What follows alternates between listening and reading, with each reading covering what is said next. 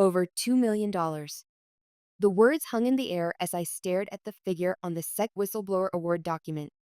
My attorney, Maria Green, smiled at my stunned expression. That's what happens when you expose a fraud worth hundreds of millions, Sarah. Congratulations. You did the right thing, and for once, it actually paid off. Standing on the steps of the federal building, I nearly stumbled backward, gripping the folder containing the official award determination. The spring sunlight felt unusually bright, almost symbolic. 6 weeks ago, I had been a disgraced former employee. Today, I was vindicated. But vindication came with a price tag I was still calculating. Agent Rodriguez's business card felt heavy in my pocket. When you're ready, there's someone at the Financial Crimes Division who'd like to speak with you about a consulting role, he'd said just minutes ago. Your expertise would be valuable. The irony wasn't lost on me. At 55, when most companies were subtly pushing women my age toward retirement, the federal government was actively recruiting me because I had refused to compromise my ethics. As Maria and I descended the steps, I caught a glimpse of my reflection in the glass facade of the building across the street. My silver-streaked dark hair was styled in its usual neat bun, my posture still ramrod straight, habits from 25 years in accounting. But something had changed in my eyes. There was a clarity there, a certainty that had been absent 6 months ago when I sat across from David Harris and made the decision that would change everything. Flashback, the termination, 6 months earlier. You're either a team player or you're gone, David Harris said, his voice cutting through the tension in the glass-walled conference room. He slid the termination papers across the polished oak table with a practiced smile that didn't reach his eyes. Your choice, Sarah. I stared at the document bearing my name, Sarah Clark, senior accountant, Starlight Properties, and felt a strange calm wash over me. 25 years in accounting, 6 years at Starlight, countless weekends sacrificed, my daughter's college graduation missed for an emergency audit. For what? To be forced to choose between my integrity and my livelihood. The family photo in my planner caught my eye, my daughter in her cap and gown at her high school graduation, the ceremony I had managed to attend before the divorce. Before I became the woman who put her career first, as my ex-husband had bitterly pointed out during our final argument. I won't falsify financial statements for the audit, I replied, my voice steadier than I expected. Not for you, not for anyone. David's smile faded, replaced by a cold, calculating stare. I'd seen that look before. His father had built Harris Investments from nothing, but David had inherited everything, including, it seemed, the ruthless instinct that allowed him to see people as mere chess pieces. Then I believe we're done here. Without another word, I signed the termination papers. No arguments, no pleas, no emotional outbursts. In the adjacent offices, I could see younger employees watching, their faces a mixture of pity and relief that it wasn't them. As security escorted me to clear out my desk, I felt the eyes of my colleagues following me through the open plan office. Some looked away, too uncomfortable to witness my disgrace. Others watched with undisguised curiosity. My assistant, Lisa Johnson, approached with tears in her eyes, but security stepped between us. Personal items only, the guard instructed as I emptied my desk drawer. Company laptops and phones stay. I nodded, carefully placing framed photos, my coffee mug, and a few books into a cardboard box. Lisa's expression of distress reminded me of my daughter when she was younger. That same sense of witnessing an injustice without having the power to stop it. What they didn't know was that I had anticipated this moment for months. As the daughter of an accountant who had lost everything in the savings and loan crisis of the 1980s, I had learned early that numbers don't lie, but people often do. My father's words echoed in my mind. In accounting, Sarah, you're not just tracking money, you're tracking truth. At home, the decision. My condo in downtown Hartford had always been my sanctuary, but that night it felt more like a war room. Spread across my dining table were printed copies of emails, financial statements, and meeting notes, physical backups of the digital trail I had meticulously preserved over the past few months. I pulled up the email I had drafted earlier that day, addressed to all 7 members of Starlight Properties Board of Directors. The message was simple and factual, with no emotional language or accusations, just the truth laid bare in black and white. with dozens of attachments proving systematic financial misrepresentation ordered by Chief Financial Officer David Harris and supported by Chief Executive Officer James Morrison. My finger hovered over the send button as doubt crept in. Was I really prepared for the fallout? Once I pressed send, there would be no going back. At my age, starting over wouldn't be easy. 55-year-old women weren't exactly in high demand in corporate America, especially not whistleblowers. I glanced at the photo of my daughter, Claire, now 27 and working overseas. What would she think of her mother risking everything at this stage of life? After the divorce, I had promised myself I would rebuild a stable life, financial security to make up for the emotional turbulence of those years. My phone buzzed with a text from Lisa. They're saying you resigned because you couldn't handle the pressure. Harris already interviewed your replacement. She's 28. The message stung more than I wanted to admit. 28. Nearly 3 decades younger than me. The subtle message was clear. Accounting needs fresh blood, not meticulous veterans. I remembered the day I turned 40, how David's predecessor had joked about trading up for younger models when it came to staff. I'd laughed then, not recognizing it wasn't really a joke. Now I understood the pattern all too well. I thought about my father again, how he'd lost not just his job, but his sense of self-worth when the firm he worked for collapsed under the weight of fraud. He never really recovered. The numbers always tell the story, Sarah, he used to say. You just have to be brave enough to read it. My finger moved decisively to the mouse. I hit send. Within minutes, my email was sitting in the inboxes of not only the board of directors but also Starlight's external auditors and legal counsel. The truth was out, and now all I could do was wait. The meeting with the board. The following morning, Starlight Properties stock had dropped nearly 15% by the time I arrived for my meeting with Carol Walker. The lobby of the company's headquarters was eerily quiet except for a few reporters lingering outside. Security brought me directly to the executive floor, the same floor I had been escorted from in disgrace just 2 days earlier. Carol was waiting in the boardroom alongside 2 individuals she introduced as attorneys. At 62, Carol had broken several glass ceilings in her career, something she frequently mentioned in interviews about women in leadership. We had once shared coffee after a charity event where she confided about the challenges of maintaining authority as an older woman in a young man's game. Thank you for coming, Sarah, Carol began. We've initiated a full-scale independent investigation, but the board felt it important to hear your perspective on how widespread these issues might be. For the next hour, I walked them through everything, from the first subtle suggestions to polish the numbers to the explicit demands to falsify data. I detailed David's compartmentalization of the deceptive practices, ensuring that different team members worked on isolated pieces so that no one besides him had the complete picture, no one except me. How many others do you believe were knowingly involved? One of the attorneys asked, taking careful notes. Based on direct evidence, I can only confirm David Harris and James Morrison, I replied. Several others may have suspected, but David was careful to maintain plausible deniability for most of the team. Carol leaned forward, her expensive silk blouse rustling slightly. Sarah, I'm going to be blunt.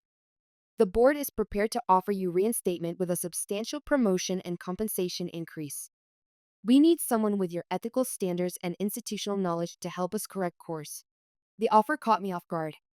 I had expected legal threats or perhaps a severance package with strings attached, not this. I appreciate the offer, I said carefully, but I'm not sure returning is the right move for either of us. Carol looked surprised. Women of our generation didn't typically turn down opportunity. We had been taught to grab any advancement offered, grateful for the recognition. Her perfectly manicured hand tapped the table, a sign of impatience I recognized from board meetings I had presented at. May I ask why? The compensation would be quite generous. Because the problems at Starlight go deeper than David and James, I said. The board has received quarterly reports for years. You approved executive bonuses tied to financial metrics that, in retrospect, were clearly implausible. Either the board failed in its fiduciary duty of oversight, or some of you were aware and chose to look the other way. The room fell silent. The attorneys exchanged glances, and Carol's expression hardened. That's a serious allegation, she finally said, her voice tight. It's an observation based on the financial data, which is my area of expertise, I replied. And it's why I believe my credibility as a whistleblower would be compromised if I returned to Starlight's payroll. As I walked out of Starlight for what I now knew would be the last time, I felt lighter. My mother used to say that the heaviest thing a woman carries is unspoken truth. For the first time in months, I was no longer carrying that burden. The threat. 3 weeks later, I was sitting in a downtown cafe with Andrew Parker, the investigative reporter whose coverage of the Starlight scandal had made national headlines. What had started as a local business story had expanded into a full-blown expose on corporate fraud. Just to confirm, Andrew said, checking his notes, "You're comfortable with me quoting you directly on the timeline of events leading to your termination?"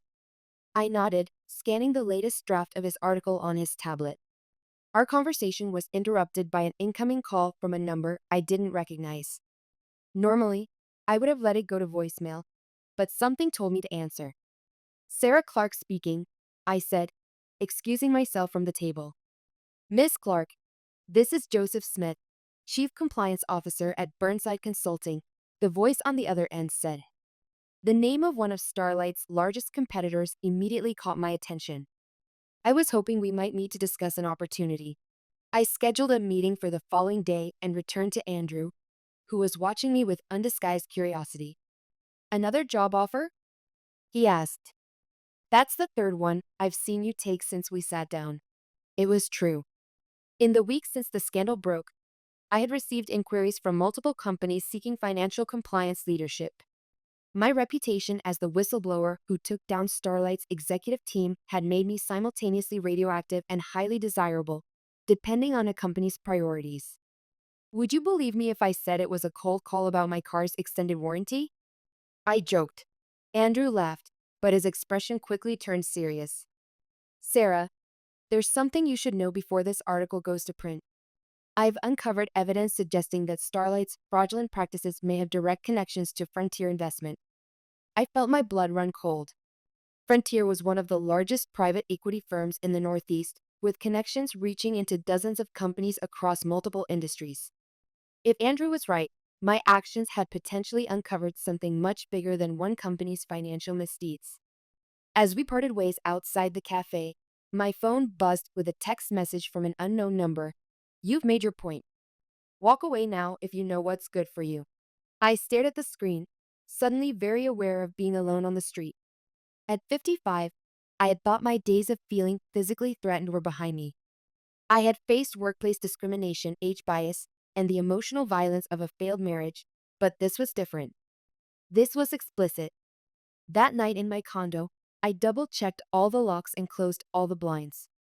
Sitting in darkness, I thought about Claire, about my elderly father living in his assisted living facility in Phoenix, about the fragile new life I was trying to build. For the first time since this began, I was truly afraid. But fear, my mother had often said, is just courage that hasn't found its footing yet. The confrontation. The offices of Burnside Consulting occupied 3 floors of a sleek downtown tower. I was shown to a conference room where Joseph Smith waited alongside CEO Barbara Hamilton and a woman introduced as Sophia Ramirez, head of internal audit. Barbara, in her early 60s, had the confident posture of someone who had navigated corporate waters for decades. "Thank you for coming, Miss Clark," Barbara began after pleasantries were exchanged. "I'll get straight to the point. We've been following the Starlight situation with great interest, and frankly, we're impressed by your integrity. We'd like to offer you the position of Chief Compliance Officer," she continued. "The role would report directly to me with full board access and a substantial budget for staffing your department as you see fit." The offer was unexpected, not just a job, but a sweet position with significantly more authority and compensation than I had ever had at Starlight. I studied Barbara's face, wondering if she had faced the same pressures I had, if she too had been asked to compromise. "That's very generous," I replied carefully. "May I ask what prompted such a substantial offer to someone you've just met?" Barbara and Joseph exchanged glances. "Honesty?" "Fear," Barbara admitted. "Not of you, but of being the next Starlight. The regulatory landscape is changing." "Also," Sophia added, speaking for the first time, "I reviewed your work when we competed with Starlight on the Westridge Development Project last year. Your financial models were impeccable. Talent like yours is rare. Their transparency was refreshing, but something still felt off. I thought about Andrew's revelations and the threatening text. Before I consider your offer, I said, I need to ask a difficult question. What is Burnside's relationship with Frontier Investment Partners? The atmosphere in the room shifted instantly. Barbara's smile faltered, and Joseph's posture stiffened. They're a minority investor in some of our development projects, Barbara answered carefully. Why do you ask?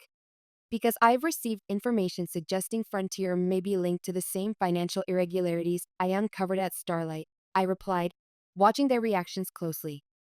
And I've recently received what could be interpreted as a threat warning me to stop investigating.